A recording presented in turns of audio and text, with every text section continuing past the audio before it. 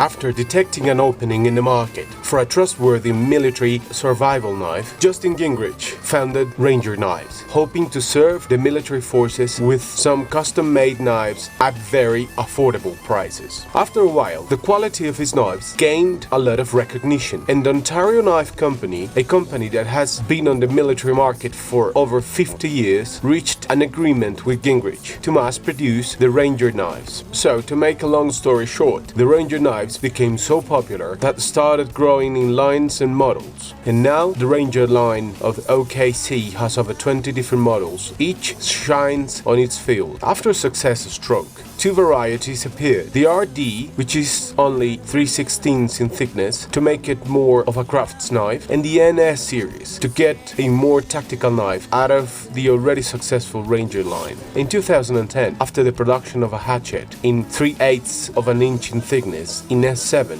Ontario found out there was plenty of material left on the bars to cut another set of knives. So they went for it and cut the RD6 and Afghan signature series. They managed to cut 126 of the Afghan and 118 of the RD6. And because these special specs will never be seen on an Ontario, they call them the signature series. And that's the reason why they bear Justin's signature on one side. The final specs turned out to be 13/32 of an inch in thickness, some 10.4 millimeters thick. Yes, 10 millimeters, almost a half an inch. They pair them with two-tone handles, orange G10 and black micarta, to make it more visible. They are highly collectible and they come and go through the hands of enthusiasts. A great investment that certainly will go through generations. The original Afghan, RD and NS series are very well built and very capable knives by themselves. Actually, they are considered overbuilt among knife enthusiasts, with